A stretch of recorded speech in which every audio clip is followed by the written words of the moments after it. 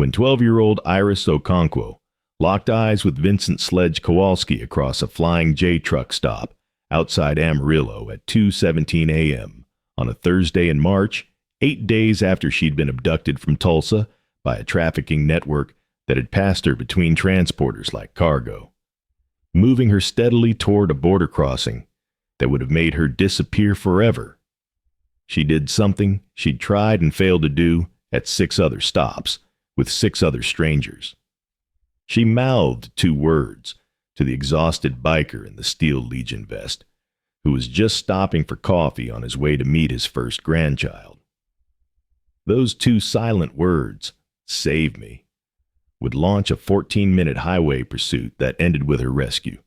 But more than that, they would ignite a 3-week investigation coordinated by over 200 motorcycle club members across 4 states, ultimately dismantling an international trafficking network, resulting in 37 arrests, and bringing home 19 children who had been lost to a system designed to make them invisible. The Flying J truck stop off Interstate 40 outside Amarillo, Texas, was the kind of place that never truly slept.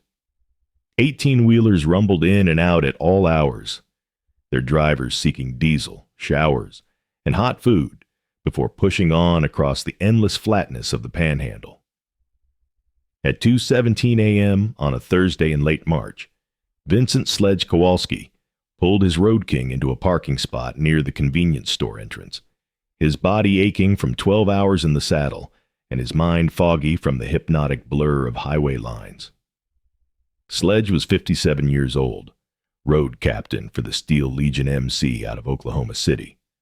A bear of a man with a shaved head, a gray beard that reached his chest, and hands the size of dinner plates scarred from 30 years of mechanical work.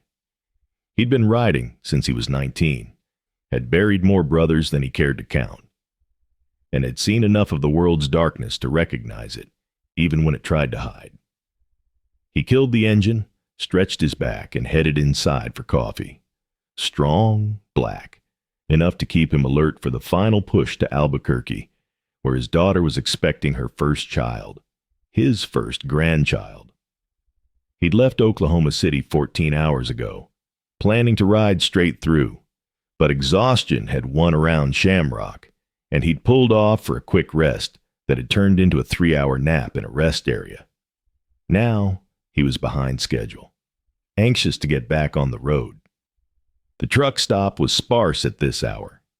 A few truckers at the diner counter, a clerk behind the register scrolling through her phone, the buzz of fluorescent lights, and the distant rumble of idling rigs. Sledge poured his coffee, grabbed a packaged Danish he'd regret later, and headed for the register. That's when he saw them, a man and a girl, walking from the restroom area toward the exit. The man was average height, maybe mid-40s, wearing a windbreaker and jeans. Nothing remarkable about him except the way he moved. Controlled, deliberate, his hand resting on the girl's shoulder in a grip that looked casual but wasn't. The girl was maybe 12 or 13, thin, wearing clothes that didn't quite fit right, sweatpants too long, a hoodie too big, sneakers that looked new, but wrong for her size. Her hair was pulled back in a messy ponytail, her face pale under the fluorescent lights. She was looking at Sledge. Not glancing, looking.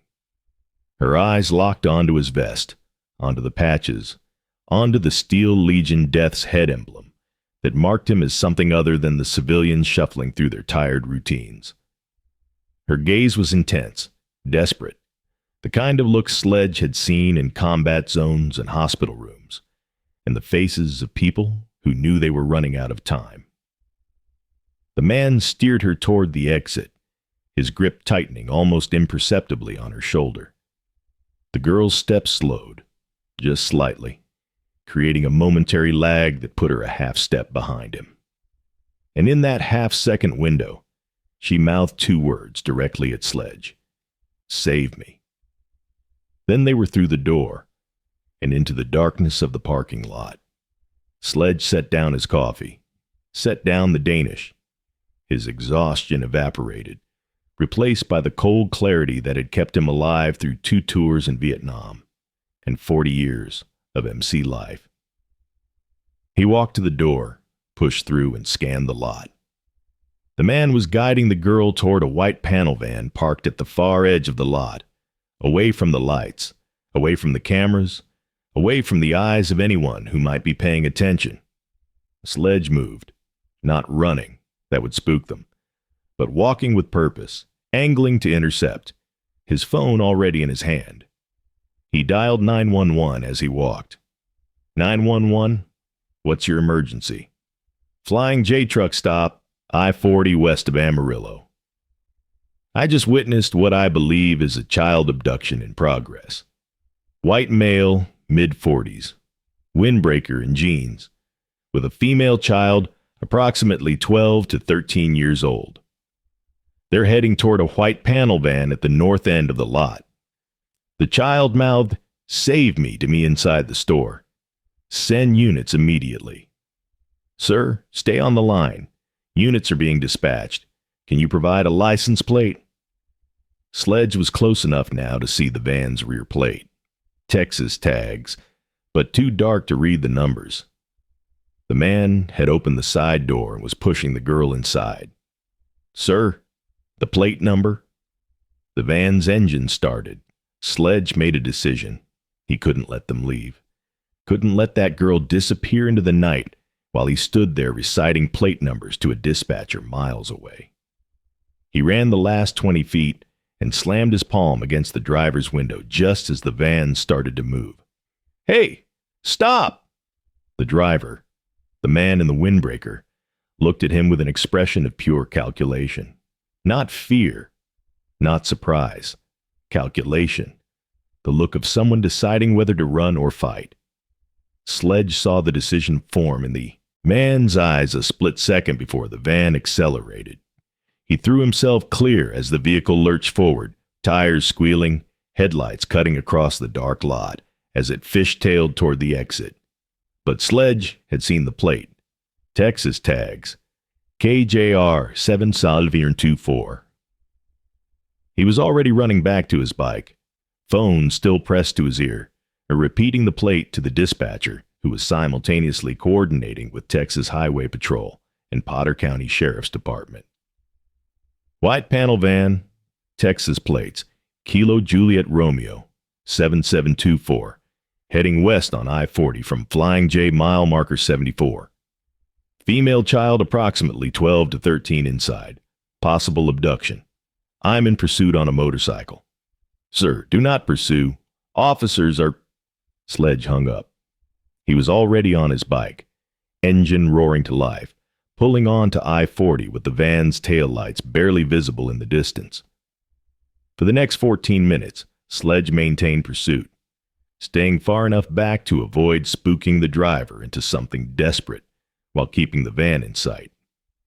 He called his chapter president, Dominic Crusher Petrov, and gave him the situation in 30 seconds flat. I need eyes everywhere between here and Albuquerque. White panel van, Texas plates, Kilo Juliet Romeo, 7724. Little girl inside, maybe 12. Mouthed "Save me" to me at a truck stop. Driver's running. You got it. I'm waking up every chapter between OKC and the Arizona line. We'll find her. Sledge stayed on the van until the lights appeared behind him. Texas Highway Patrol. 2 cruisers. Closing fast. The van saw them too and made a break for an exit, but the driver's calculation failed him. A 3rd cruiser was waiting on the access road blocking the ramp. The van stopped. The driver surrendered without resistance, hands out the window, the calculation in his eyes replaced by something Sledge recognized from every interrogation room he'd ever sat in. The look of a man already building his story, already crafting his defense, already preparing to lie. The girl was in the back of the van, huddled in a corner, shaking so hard that the blanket they wrapped around her couldn't stop the tremors. She was crying, not the loud crying of a child throwing a tantrum, but the silent, body-shaking sobs of someone who had given up hope and then, impossibly, had it returned.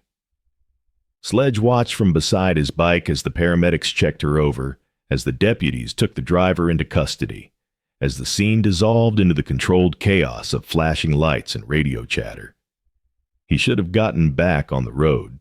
His daughter was waiting, his grandchild was coming, but he couldn't leave. Not yet. Not until he knew. A deputy approached him, notepad in hand. "You the one who called it in? Made the initial pursuit?" "That's right.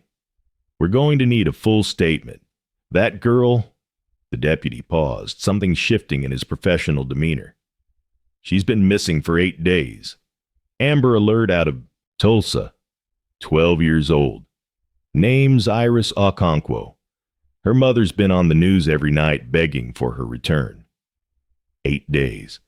This child had been missing for 8 days, and in that time, she'd traveled from Tulsa to God knows where, passed through countless gas stations and rest stops and truck stops, and no one had seen her. No one had noticed. No one had looked close enough to see the desperation in her eyes. Until tonight. Until a tired biker stopped for coffee and a girl decided to take one last chance on a stranger in a leather vest. "Is she going to be okay?" Sledge asked. "Physically, she seems unharmed. The rest?" The deputy shook his head. "We'll know more when we can talk to her properly. Right now, she's asking for you." "For me?" "The man with the patches. She keeps saying the man with the patches saved her. She wants to thank you. Hit subscribe if you believe that paying attention to children in distress can save lives. Comment where you're watching from, and share this with someone who needs to remember that one person noticing what everyone else missed can mean the difference between a child coming home and a child disappearing forever." Sledge walked to the ambulance where Iris sat wrapped in a shock blanket, a female paramedic beside her, a deputy standing guard. The girl's eyes found him immediately, those same intense eyes that had locked onto him in the truck stop, that had transmitted a message across a crowded room with nothing but 2 silent words. "You came?" she whispered. Sledge crouched down to her level, keeping a respectful distance, not wanting to crowd her. "You asked me to. I couldn't let you down. Nobody else saw." Tears streamed down her face. "I tried before. Other places. Other people. Nobody saw. Or they saw and they didn't care. But you saw." "I saw. Why? Why did you come after us? You don't know me." Sledge thought about the question, thought about all the answers he could give. Duty, instinct, the patches he wore, the code he lived by. But those were adult answers for an adult question. And this was a 12-year-old girl who'd just survived something no child should experience. "Because you asked," he said simply, "and because nobody should have to be invisible, especially not kids who need help." Iris's hand shot out and grabbed his, her small fingers closing around his massive scarred paw with surprising strength. "Don't leave, please. I don't want to be alone." "You're not alone. Your mama's on her way right now. The police are going to take care of you. But I'll stay as long as you need me to." Sledge stayed for 4 hours, sitting in the hospital waiting room, while Iris was examined and interviewed and comforted by a parade of professionals trained in handling traumatized children. He called his daughter to explain why he'd be late, and she told him through tears that she understood, that he should stay as long as that little girl needed him, that the baby would wait. When Iris's mother arrived, Adana Okonkwo, a woman in her late 30s who looked like she hadn't slept in 8 days, because she probably hadn't, she came straight to Sledge before she even went to her daughter. "You saved her," Adana said, her voice cracking. "You saved my baby." She saved herself. She had the courage to ask for help. I just listened. 8 days. 8 days of not knowing if she was alive or dead. 8 days of police telling me they were doing everything they could, while my daughter was being driven across the country by a monster. And you?" She couldn't finish. She threw her arms around Sledge and sobbed against his chest, this stranger in a biker vest who had given her daughter back to her. It should have ended there. A rescue, a reunion, a story to tell at the clubhouse over beers and cigarettes. But as Sledge would learn over the following weeks, Iris Okonkwo's abduction was only the beginning. If this story is touching your heart, take a moment to subscribe to Gentle Wheels, because what happened next would reveal something far darker than one man and one victim. It would expose a network that had been operating for years, and it would take 200 bikers 3 weeks to dismantle it completely. The man who had taken Iris, whose real name was Gerald Whitmore, 46, a former truck driver from Wichita, with a record of minor offenses that had never escalated to anything like this, broke within hours of interrogation. Not because the police were particularly aggressive, but because Gerald Whitmore was a cog, not an engine. He was a transporter, paid $5,000 per child to move them from point A to point B. No questions asked. He'd picked Iris up in Tulsa from another transporter, a woman he knew only as Claire. He was supposed to deliver her to a contact in Phoenix who would take her across the border into Mexico. After that, he didn't know and didn't want to know. But he had phone numbers. He had drop locations. He had fragments of a network that had been operating in the shadows for the better part of a decade. Sledge learned all of this from an FBI agent named Esmeralda Reyes, who called him 3 days after the rescue to ask if he'd be willing to consult on the investigation. Not officially, the FBI didn't hire outlaw bikers as consultants, but informally, off the books, using his network of contacts across the Southwest to help track down leads that official channels couldn't reach. "You have eyes in places we don't," Agent Reyes told him. "Truck stops, rest areas, bars, motels, the places where these transactions happen.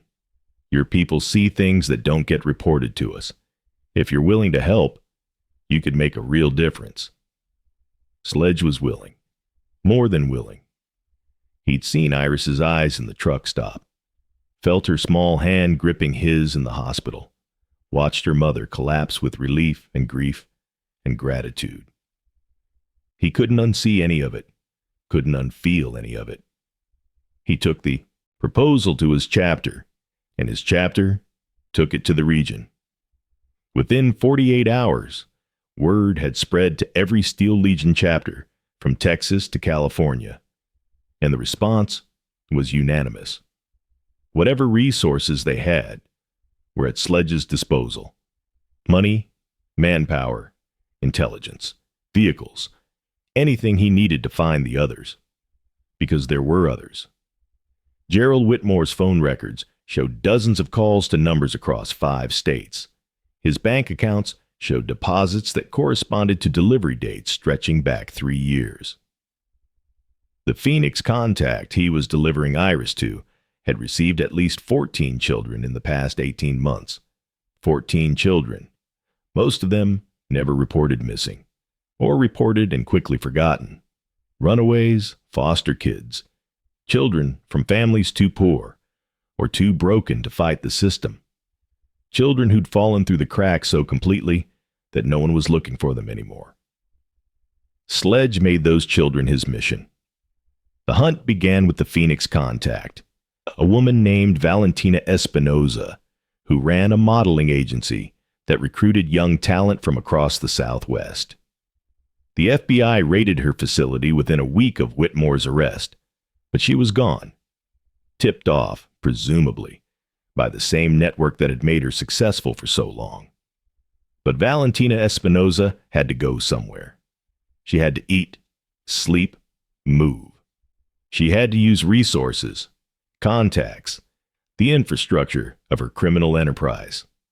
And that infrastructure, it turned out, relied heavily on the same truck stops and rest areas and highway motels that the Steel Legion knew like the backs of their hands. Sledge coordinated the search personally. He divided the Southwest into sectors, assigned chapters to each sector, and established a communication network that rivaled law enforcement. Brothers rode the highways at all hours, watching for Espinosa's known vehicles, photographing license plates, noting faces that didn't fit. They talked to truckers who owed them favors, bartenders who'd seen too much, motel clerks who'd learned not to ask questions, and they found leads. A trucker named Garrett Simmons reported seeing a woman matching Espinosa's description at a truck stop near Flagstaff, traveling with 2 children who seemed too quiet, too well behaved, like they'd been trained. Another brother spotted one of Espinosa's known associates at a motel in Las Cruces, meeting with a man who drove a black Escalade with California plates. Each lead was vetted, verified, and passed to Agent Reyes, who coordinated with local law enforcement to act on the ones that seemed most promising. It was an unusual partnership, federal agents working hand in hand with an outlaw motorcycle club, but it was effective. The FBI brought legal authority and investigative resources. The Steel Legion brought eyes on the ground and a network of informants that no law enforcement agency could match. 3 weeks after Iris Okonkwo's rescue, they found Valentina Espinosa. She was holed up in a rented house outside Reno, Nevada, having fled her Phoenix base when the heat got too intense. With her were 3 children, ages 8, 11, and 14, who had been scheduled for transport across the border before the network began to collapse. The FBI handled the raid. Sledge and a dozen Steel Legion brothers provided perimeter security, making sure no one slipped away, while the tactical team did their work. They watched from a distance as agents breached the front door, as Espinosa was led out in handcuffs, as 3 children were carried into waiting ambulances by paramedics trained in handling trafficking victims. 3 more children saved. But the investigation revealed that Espinosa's operation had handled at least 40 children over the past 5 years. Some had been recovered through other operations. Some had been located through the records found at her Phoenix facility. But 11 remained unaccounted for, 11 children whose fates were unknown, whose families, if they had families, were still waiting for answers. Sledge made those 11 children his next mission. The search expanded. More chapters joined, not just Steel Legion, but friendly clubs across the region who heard what was happening and wanted to help. Iron Wolves from New Mexico, Desert Brotherhood from Arizona, Nomad Warriors from Nevada. By the end of the second week, Sledge was coordinating over 200 riders across 4 states, all of them hunting for 11 missing children. They found the first 2 in a foster home in Bakersfield, California. The home was supposedly legitimate, licensed by the state, run by a couple named Harold and Delia Thornton, who had been foster parents for 15 years. But brothers who knew the area reported that something was off. Too many kids coming and going. Too little oversight. Too much cash flowing through accounts that should have been running on state stipends. The Thorntons, it turned out, had been running a private placement service on the side. Wealthy clients who wanted children but didn't want to go through official channels would pay premium prices for kids who came with no paperwork, no questions, no inconvenient biological parents showing up to reclaim them. The Thorntons would acquire children from networks like Espinosa's, process them through their foster home to give them a veneer of legitimacy, and then place them with clients who paid anywhere from $50,000 to $200,000 per child. 2 of Espinosa's missing 11 were found in that home, still awaiting placement. They were reunited with extended family members within a week. The 3rd and 4th were found in a group home in Tucson that had connections to the Thorntons. The 5th was located in a private school in San Diego that had accepted her without proper documentation. The 6th and 7th were recovered during a raid on a property in rural Nevada that served as a way station for the network's international operations. Each recovery brought its own complications: legal battles over custody, trauma counseling for children who'd been through hell, coordination with child protective services agencies that were themselves sometimes compromised.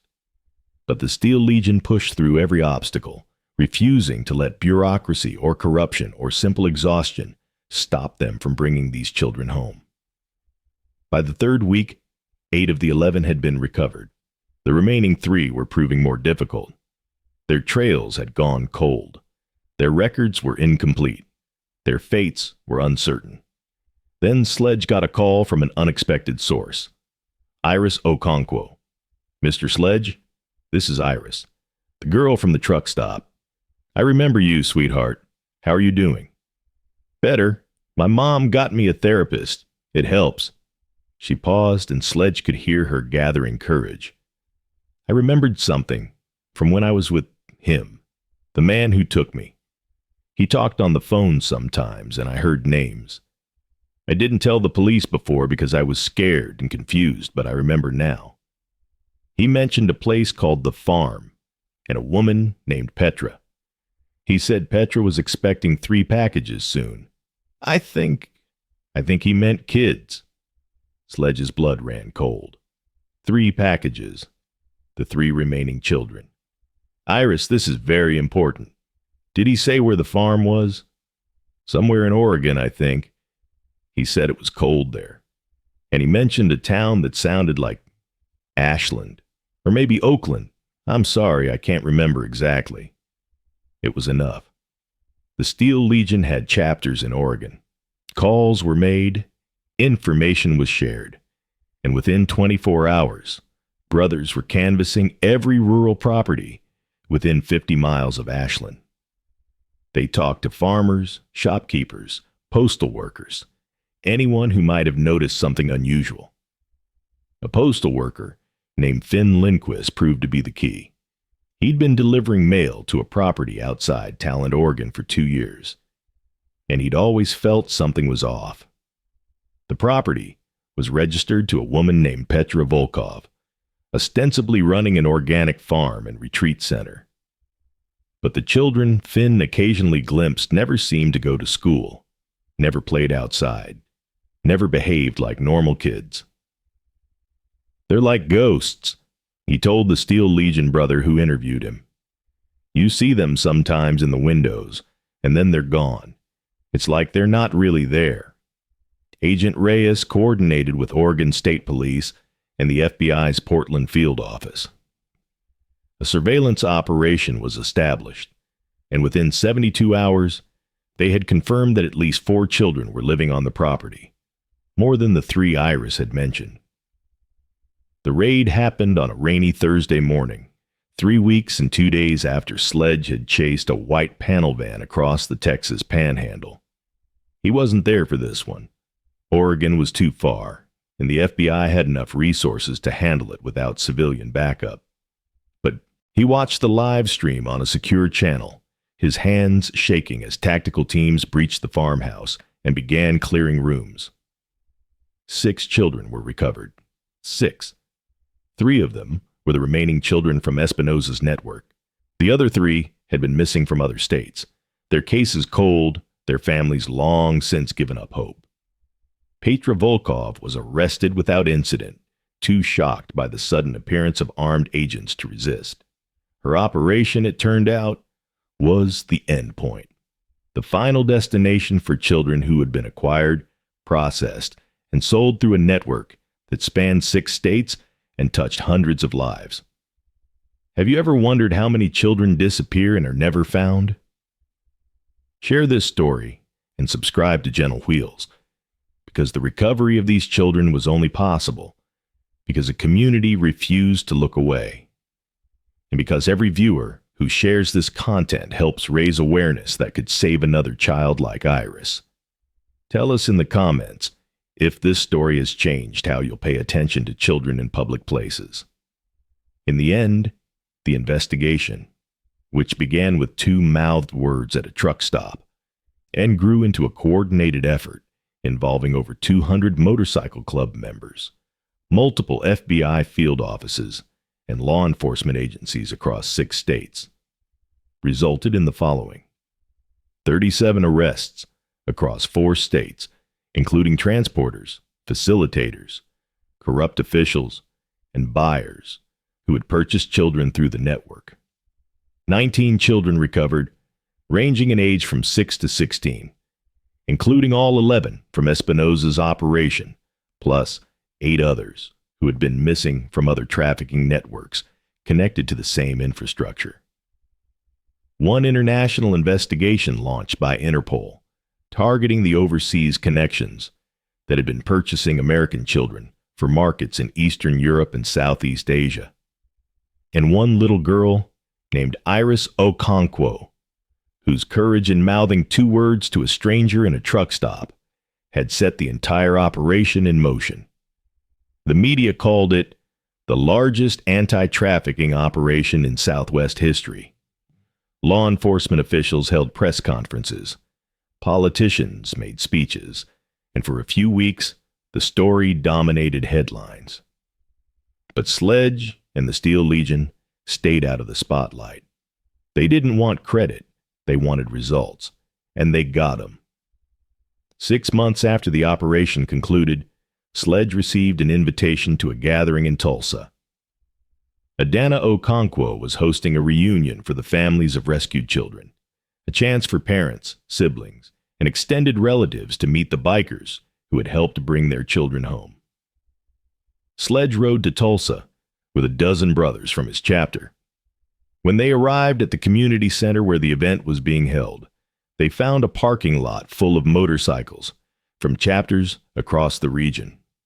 Inside, the room was packed with families and bikers, children running between the legs of leather-clad men and women, tears and laughter mixing in equal measure. Iris found Sledge almost immediately. She was taller now, healthier, some color back in her cheeks. She was wearing a t-shirt that read Survivor in bold letters, and she was smiling. A real smile, the kind that reached her eyes. "You came," she said. "Wouldn't miss it. I want you to meet someone."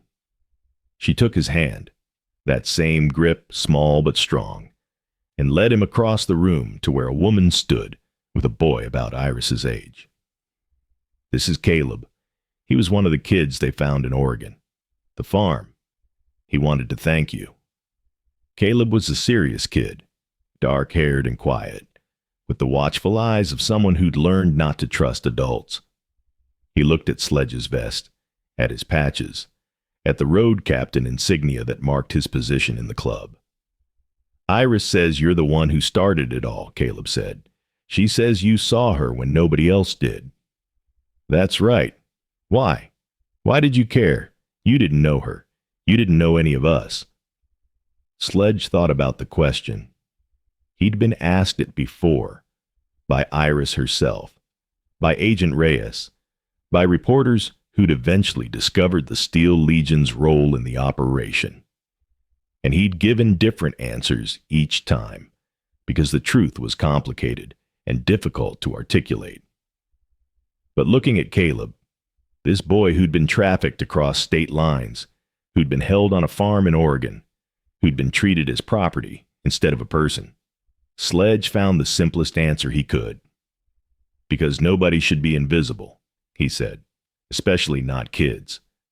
And because I've got brothers who feel the same way. When Iris asked for help, she wasn't just asking me. She was asking all of us. And we don't leave people behind." Caleb was quiet for a long moment. Then he did something Sledge didn't expect. He stepped forward and hugged him. This boy who'd learned not to trust, who'd been betrayed by every adult in his life, wrapped his arms around a stranger in a biker vest and held on. "Thank you," Caleb whispered. "Thank you for not being invisible either." The reunion lasted 4 hours.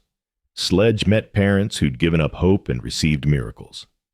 He met children who were healing, slowly but surely, with the help of therapists and families and communities that refused to let them disappear again. He met brothers from other chapters who'd ridden hundreds of miles to be part of the search, who'd taken time off work and neglected their own families to hunt for children they'd never met. And he met Adana Okonkwo one more time, as the event was winding down, and families were beginning to say their goodbyes. "I have something for you," she said, pressing an envelope into his hands. "From Iris and me. Open it later." Sledge tucked the envelope into his vest and hugged her goodbye.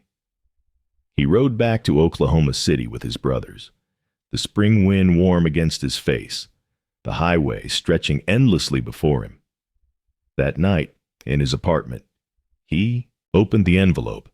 Inside was a letter, written in Iris's careful handwriting. "Dear Mr. Sledge, I've been thinking a lot about what happened, about the truck stop and the van and the hospital and everything after. My therapist says it's important to process my feelings, so I'm writing them down. For 8 days, I was invisible. I was in the back of cars and vans and motel rooms, surrounded by people who didn't see me or didn't care. I tried to ask for help, at gas stations, at rest stops, at a diner where we ate breakfast, but nobody noticed.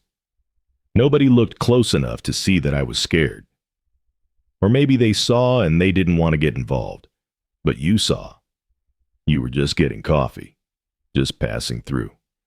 Just some guy in a leather jacket on his way somewhere else. And you saw me. I don't know why you're different.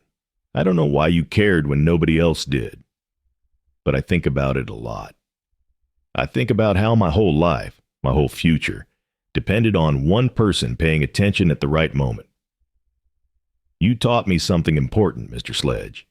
You taught me that being visible matters, that seeing people matters, that sometimes the difference between someone disappearing forever and someone coming home is just one person who refuses to look away. I'm going to be that person someday. I'm going to pay attention.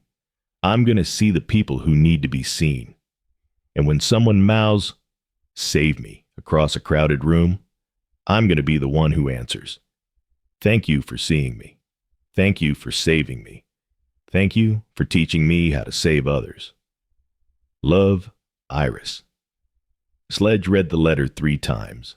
Then he folded it carefully, placed it in the box where he kept his most precious possessions, his mother's rosary, his father's dog tags, letters from brothers who'd passed, and closed the lid. 3 weeks, 200 riders, 19 children. It had started with 2 words mouthed across a truck stop at 2 a.m. It had ended with families reunited, networks dismantled, and a 12-year-old girl who'd learned that invisibility wasn't permanent, that even in the darkest moments, someone might be watching, might be caring, might be ready to answer when she asked for help. That's the story. That's what happens when a biker sees a child's silent cry and refuses to look away. 2 years later, Iris Okonkwo started a nonprofit called See Me, dedicated to training ordinary people to recognize the signs of trafficking and exploitation. Her mother serves as executive director. Sledge sits on the board of advisors, along with Agent Reyes and representatives from 6 motorcycle clubs across the Southwest. The Steel Legion still rides the highways, still stops at truck stops and rest areas and roadside diners. But now they carry cards with the See Me hotline number, hand them out to anyone who seems interested, and keep their eyes open for children who are trying to be visible to someone, anyone, who might care enough to help. Sledge is 60, now, still riding, still serving as road captain, still making the run to Albuquerque every few months to visit his granddaughter, Iris, named after the girl who changed everything. The little girl is 3 years old now, and she's already learning the most important lesson her grandfather can teach her. See people. Notice people. Pay attention to the ones who need to be seen. Because sometimes in a crowded truck stop at 2 a.m., a stranger's attention is the only thing standing between a child and forever darkness. And if you're the one paying attention, You might just be the one who brings her home. Thank you for watching this story about a biker who saw what everyone else missed and a girl who found the courage to ask for help in silence. If it reminded you that awareness saves lives, that children in danger are often hiding in plain sight, and that one person's attention can spark an operation that saves 19 children, please subscribe to Gentle Wheels and share this with everyone you know. Tell us in the comments. Have you ever noticed something that didn't seem right? Have you ever been the one who saw what others missed? Because right now, somewhere, a child is looking for someone to see her. Be the one who sees